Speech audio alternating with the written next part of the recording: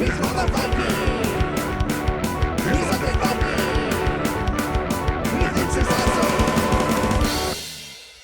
everybody, this is me, the Undead Viking, and this is 5 Minute Dungeon. 5 Minute Dungeon is a game that you're going to be going through a dungeon in 5 minutes. Well, it isn't technically 5 minutes, due to the fact that you have a timer that says you have to defeat the dungeon in 5 minutes, but there are ways to kind of, like, slow that timer down and halt it a little bit. So, no, I mean, you aren't going to play the entire game in 5 minutes. The whole goal is you're trying to get through these 5 different levels of a dungeon, and each one of those levels has a 5-minute timer involved. In order to get to the next one, you have to defeat that, you have to beat level 1 before you get to level 2, level 3, and so on and so forth. Each player is going to control an adventurer, and that adventurer has a deck of cards. The deck of cards has a bunch of cards that are like by suit in a way, but they have a color. They have red, yellow, green, and so forth. And those cards can be used to play on monsters with matching colors and codes that allow you to defeat those monsters. And you're going to be flipping over monsters one at a time, to represent the fact that your adventurers are heading into the dungeon and going through and attacking the different creatures. Everybody is open. It's a real-time game, obviously, because it's 5-minute timer. And each person has to kind of play their cards. I mean, their hands are open knowledge in the fact that you can say, hey, I've got this card or that card or whatever. You can show your cards, but you're holding them in your hand. I mean, you're not like, they're not facing each other, they're not double-sided or anything like that. But it isn't like that old pandemic rule where your hands are secret, but you can kind of hint at what you have. No, it's not like that at all. It's, you say, I've got 2 yellow cards, I can take this guy out, that sort of thing, which I really like about the game. But the game is super fast, but it is super easy to teach, and it is a lot of fun. This is my daughter's new favorite game. I mean, Dungeons and Dragons will always be #1, but she's asked to play this every day after school for like the last week, which is cool. Because I've been liking it too. But man, she took to this like a duck to water. But anyway, let me show you how to play the game, and then we'll come back and I'll give you my final thoughts. Okay, so this is 5 Minute Dungeon. I'm going to tell you what you're looking at here, and then I'm going to show you how the game is played. Alright, so each one of these is a deck of cards that goes along with one of these 5 different heroes. I'll show you those heroes in just a moment. I think it's cool how they did the backs of these cards to actually make it have a little 5, for 5-minute heroes. I thought that was pretty neat. These are the door cards. This is the different stuff that you're going to find in the dungeon. Each one of those cards you have to get through to eventually get to the boss, which are these things over here. I'll show you that in just a second. And then you can defeat the boss. These are challenges. You insert those into that deck after you create that deck. You put 2 of those cards per hero that is playing in the game. So these heroes all have like a draw pile and discard pile. You're putting your cards there and discarding over to this location. Occasionally, because like your cards are kind of like your life, as long as you have cards you can play. If you're on a cards and draw pile, you don't shuffle up your discard pile. You have to have some sort of ability or something that allows you to put it back in. And a lot of times it's like ability cards that other people have, like healing cards, they'll play on you, and then you're able to take your discard pile and take cards out of that and put it back into your hand or back into your draw pile. They have an ability that if you discard 3 cards and then this person can just defeat a person. Normally you need a conjunction of certain cards, but sometimes just getting rid of 3 cards allows you to defeat somebody. So you have a gladiator, you have a huntress, you have a ninja, a valkyrie, and a sorceress. Now you can tell by the color that each one of these is going to have a certain, like this is the blue deck, this is the yellow, and so on and so forth. Now on the flip side, they also have, the other side, it isn't just the same person, which I really liked, like the ninja. Discard 3 cards to defeat an obstacle. But if you look over here, it says pickpocket, discard 3 cards to draw 5 cards. So each side has a different ability. So here you have like the thief, and you have the ranger, the barbarian, the wizard, and the paladin. Alright, so, but the one thing you have to keep in mind is that you will be, the decks are exactly the same. So the paladin is going to use the exact same deck that the valkyrie has, alright? So we pick our character, let's just say we're going to take the valkyrie, and we put that in front of us, and and depending on the number of people, like, they take their hero as well, and then you take your deck. So in this case, we're going to take the yellow deck, we're going to put that in the draw pile. Let's say we're playing with 5 people. If you play with 5 people, you are going to have a hand size of 3. If you play with 2, that's 4 or 5, I should say, that you play with a hand size of 3. If you play with 2 people, you have a hand size of 5, and if you have 3 people, you have a hand size of 4. So to start with, you start with boss number 1, because the whole goal here is to get through every single boss. And if you defeat that boss, it's boss number 2, then 3, 4, until finally you end up with the Dungeon Master at the very end. Now on these things, it tells you how many cards you're going to use to create the deck to defeat it. So to get to the Baby Barbarian, we're going to need 20 cards from the door deck. And then for the 5 people, we're going to have to put 10 of those challenge cards inside that deck as well. And then you'll notice if we actually get to the Barbarian, the Baby Barbarian, we'll need this conjunction of these symbols on cards that are played by the party to do that. Okay, so now you might be saying, well, this sounds like pretty easy. So here, let me see. 1, 2, 3, 4, 5, 6, 7, 8, 9, 10... 13, 14, 15, 16, 17, 18, 19, 20. Okay, take the top 20. We're going to put those aside. Now, as I was saying, you might be saying this sounds kind of easy because all you're doing is playing the cards. Well, the reason it's called the 5-minute dungeon is because you have 5 minutes to do it. And that's why we have the 5-minute dungeon app present and up on my phone right now. Now you can use any timer you want, but you can download this app. It is free and it is both for iOS and Android services. So 1, 2, 3, 4, 5, 6, 7, 8, 9, 10. We're going to use the entire deck of these. And then we're going to insert them kind of randomly into this deck. Let's just do that off camera through the magic of video editing.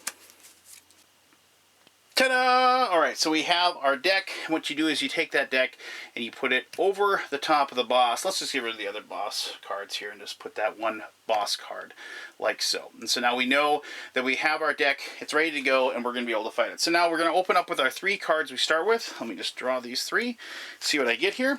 And so I have, these are the symbols that we're talking about. So I have a yellow, I should say, actually point yellow, green, and then Divine Shield.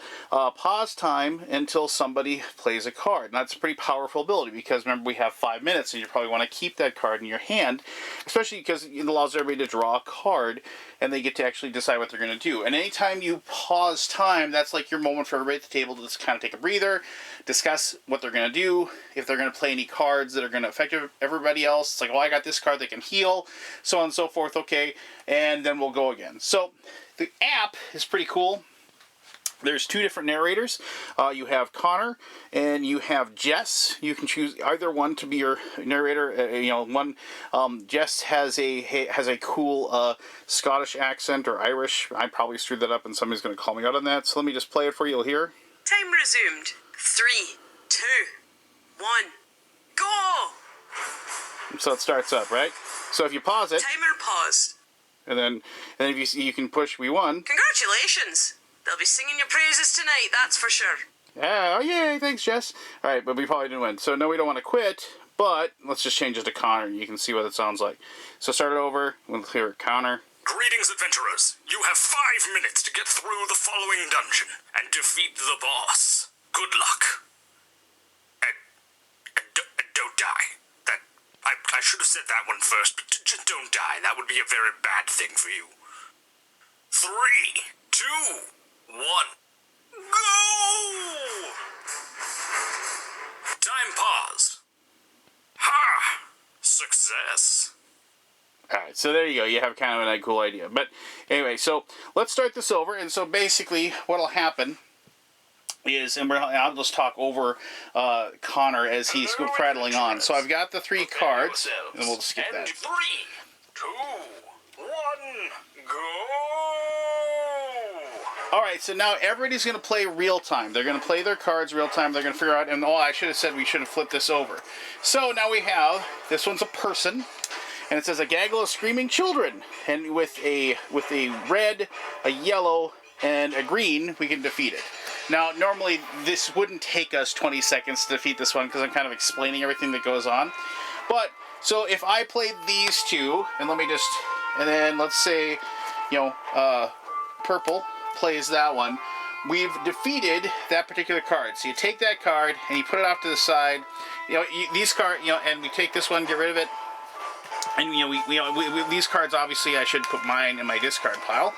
But then, we turn the next card over like so. And we keep doing this and defeating these cards one by one until we get down to the very end, and then we're going to have to defeat that particular big bad guy. Yeah, he does let you know. So that's kind of nice too. The way this app is good just because of the fact that it does actually give you a shout out when you're running out of time. So eventually, like, you'll run into a challenge. Here's a challenge card. I'll show you what that looks like. So challenges can be like this, which is like a mini boss. So they're a little bit tougher than a normal boss. But sometimes, and I'll dig one of those out as well, they can be something like this, where it says it's a sudden illness. All players will discard your hand. And so you have to take all of your cards and discard it, put it in your discard pile, and get done with it. Now, there are abilities and things that you can do and cards that prevent events from happening. But, that's, kind of like the whole premise of the game. Obviously, the whole thing of the game is that this is a much faster, more frenetic thing going on than what I'm showing you. I'm being very, very calm. Normally, when my daughter and I play, we're just like, give me those cards. Okay, play those cards. Do you have a green one? Do you have a green one? Does anybody have a green one? Does anybody have a green one? That kind of thing. And the way you lose the game is if the timer runs out and you haven't gotten through the deck, or if everybody has played every single one of their cards and they can't draw anymore, they can't discard anything to get more cards, and nobody can defeat a card that's on there. And if that happens, obviously, then you can't move any more forward, and you're done. Now, if you manage to defeat the boss, you will go on to like the next level of boss, which, here you have the Grim Reaper, and you notice it's got 25 cards. The Zola the Gorgon has 30 cards. A freaking dragon has 35 cards, and the Dungeon Master has 40 cards. So the game does amp itself up noticeably as you're going on through the game. So there you go. That is 5 Minute Dungeon in a nutshell. It is a real-time game.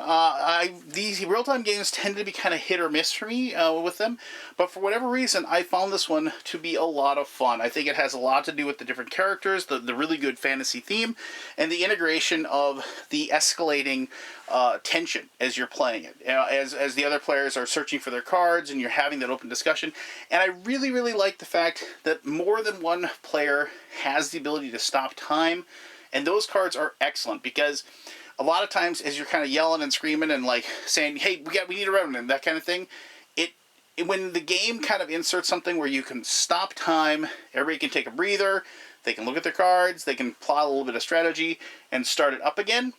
It's so much better than just flying cards and flapping them onto the table and what have you, and just like losing track of actually what you're supposed to be doing, which is to be having fun and enjoying each other's company. But let me talk more about that in my final thoughts. All right, I wanted you to see how the game ends if you don't win. Here, hold on. Hurry, 10 seconds!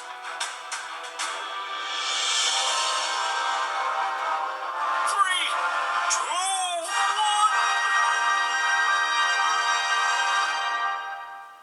1. You've lost, and that sucks. But it doesn't mean you suck. It just, well, I mean, My daughter likes that. Anyway, so there you go. That's how what happens when you lose. And I've faced losing a lot. Now, it's a cooperative game, so it has to go through the Undead Viking cooperative client criteria that I always put forward for any cooperative game. Did it beat me the first time I played it? Yes, it totally did. I played with my daughter, and we had no idea what we were doing, and when we played 2-player, I think maybe we picked a bad connection. I picked the ranger, and she picked the thief as the two heroes, and they didn't work really well together. We really needed somebody that had more healing, like the paladin or something. It would have helped out a lot. So the next time we played, we switched things up, and I think I played the paladin and she played the sorceress, and we did really well with that, and we won. But regardless, we lost the first time. Does the game beat me? 1 out of every like 4 times that I play it. Well, I will say no to that. I mean, it is, I think, a little bit on the easier side. It's easier with less people, because I think it's just the whole thing. When I played with my daughter, I'm able to like kind of talk to her, and we're able to just kind of compare cards, and there isn't as much information coming in. So when I played it with my daughter, like 2-player, and we played it a lot, we've gotten really good at playing the game.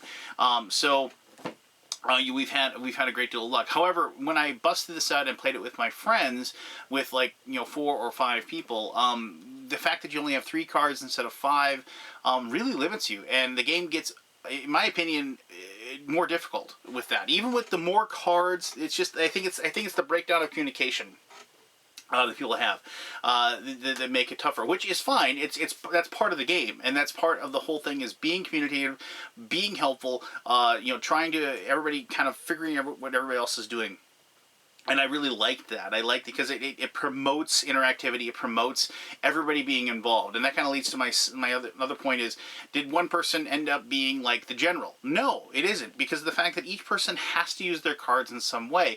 And, as I said when I was talking about how the game is played, due to the fact that you are able to like stop time, and everybody's just kind of like, okay, everybody settle down. What's everybody got in their hand? That kind of thing. What do you have? What can we play? Do you need to discard all your cards and draw new ones? Do I need to use my special ability at this time? That sort of thing. And I really like that the special abilities, like, they're just flat out, they cost you 3 of your cards. Some of them. But I mean, like, you use your 3 cards to use your special ability or whatever. And the fact that it isn't like a one-time use. Like, there's so many games out there that it's like, oh, my special ability is this, and then, like, as soon as I use it, I can't use it again. I always hated that, especially thematically. I mean, as far as an adventurer, it's like, oh, well, I'm a big, giant Billy Bad Gun Barbarian, but at one time, in the entire time in the dungeon, I can, like, do my super special, like, axe smash to kill something one time. Really? You should be able to use that anytime you want, as long as you're willing to pay the price to do that particular effect. So, I mean, there's that going on. So, yes, so I think it's just difficult enough. I think, I've been holding the box the wrong way. I think it's just difficult enough. I think it really, really brings out the cooperative nature. There's too many co-ops out there that just end up being one person telling everybody else what to do, and you might as well be playing solo. That isn't the case with this one. And, it is one of those games that, like, it's different enough, like, as far as each time you play, to the fact that you have the 2 different types of heroes, the type of, those special powers that they have, interacting with each other, and the fact that, like, it gives me a different, like, feel when I play it. When I play 2 players, it feels like more strategic. It feels like everything kind of, the game doesn't move as fast. Even though it's still 5 minutes, the game doesn't seem to move as fast with 2 players as it does with 5. And with 5, it has that wonderful party aspect where everybody is, like, cheering each other on, and also groaning when we lose as well. And then that's like the shared experience. Win or lose, everybody just has fun. So there you go. 5-minute dungeon. I think if you like co-op games, you're really, really going to like this one. Go ahead and check it out. If you have any questions, ask away. I'll help you out with that as much as I can. And until next time, I'm the Undead Viking. I'm telling you, thank you very much for watching this video, and have yourself one heck of an awesome day. Alright, bye-bye.